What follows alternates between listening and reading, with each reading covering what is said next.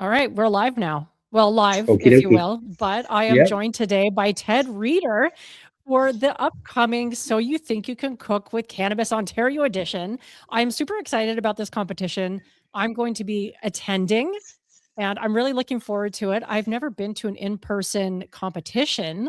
So, why don't you set the stage for us a little bit, Ted? Because you are not only one of the esteemed judges, but you are also the host. We're going to be convening at your venue. Can you tell us a little bit about the joint in Whitby? The Joint BBQ. Well, the Joint Barbecue is at Eldorado Golf Club in Brooklyn, Ontario, 615 Winchester Road, Okay. East, and that's like 407 Thixon Road. And you don't have to eat to golf there, and you don't have to golf to eat there. And we're open, the restaurant is open 4 days a week. Thursdays, Fridays, Saturdays, and Sundays. We're not open yet. We open mid-May. We were hoping to open this past weekend or this coming weekend, but that's not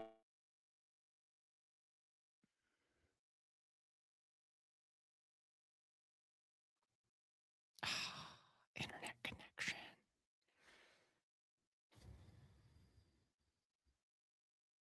there for a second. Yeah. Um, okay, sorry. No, that's okay. Electronics freak me right out. Okay, when Yeah, the it's all screen good. goes dead, I'm like, "What did I do? What did I do?" So I think you can cook with cannabis. Handling a phone is far more difficult than cooking with cannabis, as far as I'm concerned. And so the competition, 6 chefs coming to the Joint Barbecue. We'll set up out on the patio, hoping fingers crossed for a beautiful day. And the competitors will cook with cannabis, 3 courses each. And myself and 2 other judges, we're going to sit down and taste 18 courses of infused foods. So we're hoping they're tasty. We're hoping they're not too potent that set us on our butts.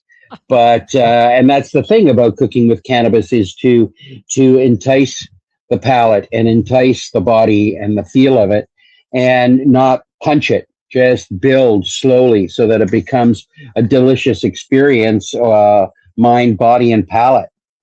That sounds really good. 18 courses though. That could be a lot. Even if it was like dosed really low. I mean, by the time you're tasting everything, that could be quite Well, you're just going to have to taste it right. and really control it, because you don't want to get out of control. And I want it to be fair for each of the competitors Right. who are being tasted. So, keep the dose as low as my advice. Or if you're infusing sauces or garnishes, put them on the side so that we can just taste a little bit of that and get the full flavor. Right. Understanding how you infused is very important. Did it go into a fat? Did it go into a dressing of some kind? Did you create a sauce? Did you actually infuse the protein or the starches or the side dishes? So I'm curious to see what these chefs are going to put together. Yeah, I'm really excited too. Now, as far as you're concerned, have you been cooking with cannabis for a long time? Oh, I've been enjoying cannabis for a long time, that's for sure. Yeah, but I guess when I started out with it, it was down to cookies and brownies, and I'm a Right. horrible baker, so my you got infused nicely. You got a nice little buzz off my stuff, but man, those desserts were crappy. The brownies were dry, and the cookies were hard. You could support a house on them. So I was like, I gave up. I've got a buddy named Alex. Rasta Care Bear, and he makes me my cookies, and Alfred makes the brownies, so my life is a little bit easier. But I would say that I've been infusing maybe 5 or 6 years. I've been Okay. enjoying cannabis most of my life, and but cooking with it has just really been since I met Alfred and the Joint Barbecue, and then put it together and I have fun with it, So and does so that we're mean looking that forward to this. you're a little newer to cooking with cannabis, although, like you said, you've been consuming cannabis for quite some time. But does that mean that you lean more towards like the savory edibles when it comes to putting weed in your food? I do. I remember the very first dish I ever had that was infused. It wasn't infused with weed, but it was magic mushrooms, and it was That's an the infusion. yeah, the winter of 1983. And I'd finished high school, and I moved to Whistler, British Columbia, and I was going out there to ski by day, cook at night, and party and have a good time. And I went to a friend's of my brother's place, and he was a chef, and he did this magic mushroom ragu and served it with a strip loin steak and mashed potatoes, and it was magical. It truly was. And Right. so I've enjoyed infusions for 40 years. Right. Yeah. I guess putting magic mushrooms in your ragu does bring it, like, the whole magical aspect just takes on a whole new meaning at that point. But That's it. that sounds That's so it. good. A lot of people complain often about the flavor of mushrooms as well when they eat them. So what better way to master the Okay. taste? Yeah. Well, if you're looking, mushrooms have a distinctive flavor. I enjoy it as tea. It's Yep. nice and simple and easy, and goes down nice. And so you don't have to make it complicated. Right. Great things sometimes come in very small packages. Right. And that definitely applies to cooking with cannabis as well. So there are 6 chefs who will be competing in this competition, and it's in front of a live audience as well. What does a competitor have to do or avoid doing to earn your respect and maybe not just a high score? Oh, I respect all cooks and chefs if they're putting an effort in and they're working hard at it. I'm not. I appreciate it as I've gotten older in my career.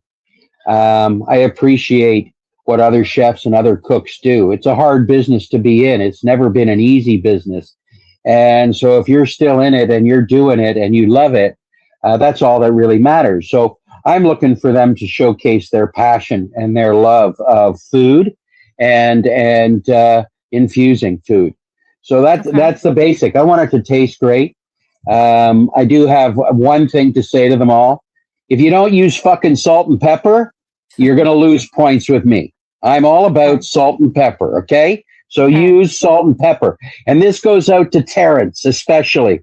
Terrence, too. Salt and pepper, dude. Okay. Get it right. All right. So that's the final word on that. If you want to impress you, make sure you're using salt and pepper. I'll make sure that all the competitors hear that. Now you're going to be sitting at the table with 2 other judges.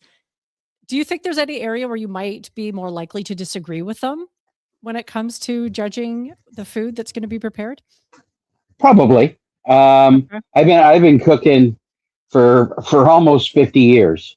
And if you know me, you know I have an opinion. And so especially about food. But I have a big respect for the judges, and I have a big respect for the chefs that are cooking. And it's a privilege to be able to come and judge. So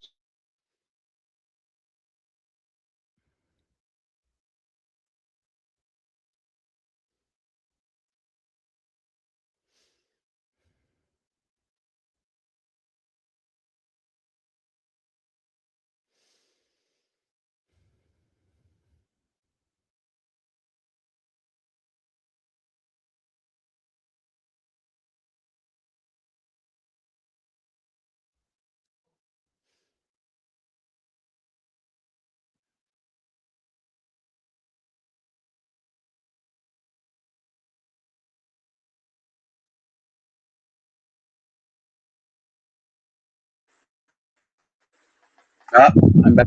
You're We're back. There back. we go. Yeah. Okay. Yeah. You froze a little bit there again, but that's No, okay. I can okay. edit these Yeah. little things out anyway, so it's all good. But yeah. Now where were we? Okay. Um, Judging, and if I disagree with them. So it's about the food. It's about making it tasty, make it look good, taste good, feel good. Those are the 3 principles. Every chef, especially judges, we all have our opinions, and so if I disagree strongly, they'll hear it. right. All right. Now, as far as judging goes, there's a lot of chefs who are pretty new to cooking with cannabis, and they might maybe treat cannabis more as a novelty ingredient. And when you're evaluating a dish, Is there anything that you see that separates someone who like really understands cannabis as a culinary ingredient versus someone who's maybe using it as that novelty? Well, it depends on where they're. I think first on is what are they infusing and how are they doing the infusions. So, if it's very basic, where you have so much liquid of sauce of some kind and you're infusing so much THC into it, and you have to achieve, let's say, 0.5%, you've got to be doing the math. And infusing, which is a little bit different than cooking, you have to be accurate. It's like when you bake a cake, measurements have to be accurate, be moist, tender, delicious. Infusing with cannabis, you have to do the same thing. You've got to do the math and apply the principles. You just can't wing it. You wing it, you can hurt somebody. So you don't want to do that. You don't want to take them so far beyond that they don't come back, which is not something we want to do. The whole experience is about the food and the feeling that you get from that food. It's a different experience as well. You bite into a juicy burger and it drips down your chin and you moan and you go, oh, that's a good burger. You bite into a juicy burger that's been infused and it drips down your chin, and 15 minutes later and 20 minutes later and 30 minutes later, it's still dripping down your chin and you're enjoying that experience. And so the infusion takes you to different heights, no pun intended, different lengths in enjoying the food that you're eating. So if you're serving a burger to me, you better make sure it's juicy. And that you use salt and pepper too. That's it. Damn straight. That sounds pretty simple, honestly. Like you don't really need to go to extra lengths, I guess, and sort of incorporate cannabis into food, which is why I love this competition, because it really does show how you can turn like everyday dishes into an elevated meal. And of course, we're going to have 6 amazing competitors who will show us how to do that. Is there, as far as judging goes, is there anything that would surprise people maybe about how you approach judging? Well, I've been doing culinary competitions since I was in culinary school. Whether I've been competing and further along into my career, I was judging, and every once in a while, I still go into a competition because I love the jazz, I love the fight, I love the time limits that they put on you and the constraints. I love all of that. I love the pressure, and so I hope these competitors feel the pressure to make great food. They're coming into a kitchen.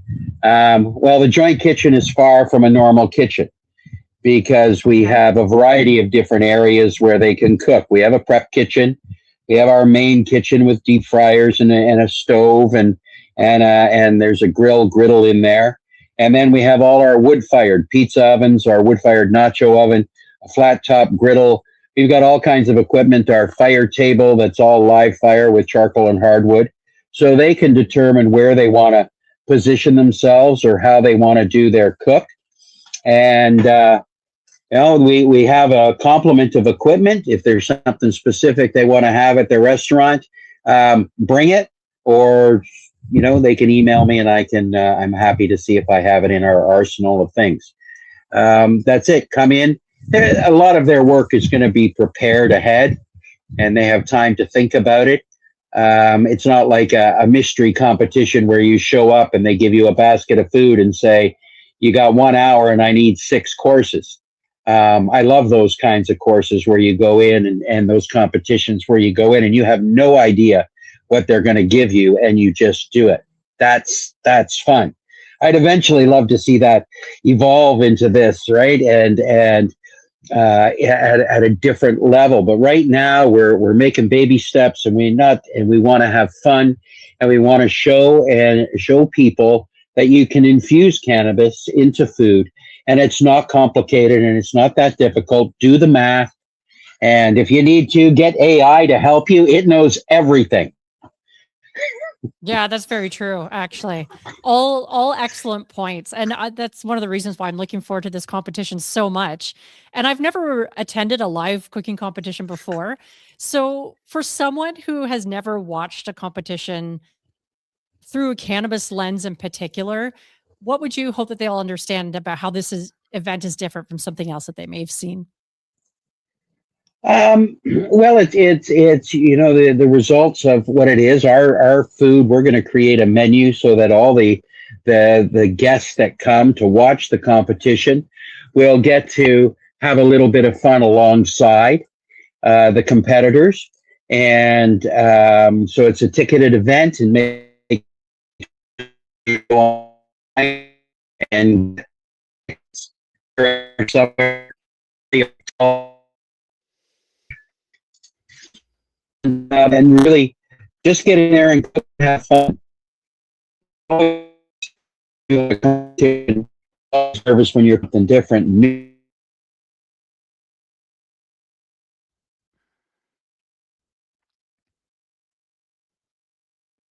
Yeah. All right. Yeah, that's going to be so exciting. And honestly, the barbecue sounds really good too. Like everything you described at your place. I've never been, so this is like another reason why it's so exciting for me to attend is because I haven't been to your place before. It sounds incredible. Now, is there anything that you believe about food, cannabis, culinary culture that would make some of your peers uncomfortable if you said it out loud? No, because I always say what I think. So I don't, if they're There's no secrets. uncomfortable, they're used to me already. And if Right. I'm a chef. We say what we think, and because in the food world things need to get done. Everything's under a timeline, and so I'm just going to say what I think and do. So no, my peers, um, they are who they are, and I am who I am, and I'm going to continue to do what I love to do, which is first and foremost is cook and have fun. For me, it's about peace, love, respect, and having a good time and smiling because life is short. We get one shot at this, Yes. so we might as well make the best of it. And that's it. Love thy neighbor. It's a pretty simple philosophy. It really is. It really is. That's beautiful. Thank you. Final My pleasure. question is well, maybe not the final question, but if somebody was interested or maybe inspired about trying to cook with cannabis at home and they'd never done it before, where would you suggest that they start?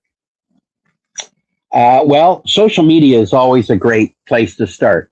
And I'm going to throw my chef Alfred under the bus a bit, and I'd say DM the heightened chef, and Alfred can instruct you beautifully. He's trained me, and I'm still learning. And so the other is look at YouTube. There are thousands and thousands of recipes online. Follow the videos, follow the instructions, read the comments of other people that have made those recipes to see if the recipe worked, if they made them too high, or if it didn't give them a big enough buzz. Those are important places to start, is doing your research.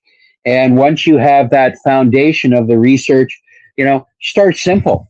Make a grilled cheese sandwich and infuse the ketchup. That's a Right. place to start, right? Yep. And or make some peanut butter cookies and infuse the cookie. Simple things like that. Or even simpler, infuse the butter that you're going to use in whatever you're going to do and start with the basics. The basic principles apply in infusing food just like they did when I started out cooking in the kitchen. The principles of how to peel and chop and dice an onion, the principle about how to fry something or grill something or boil something or steam something, how to season something, how to wash your dishes. All of those things build up what you're going to do. So do the research so that you become better at it with each time. Yeah. And less is more. You can always have a second round afterwards if you're not getting buzzed. Go easy on the amount that you infuse.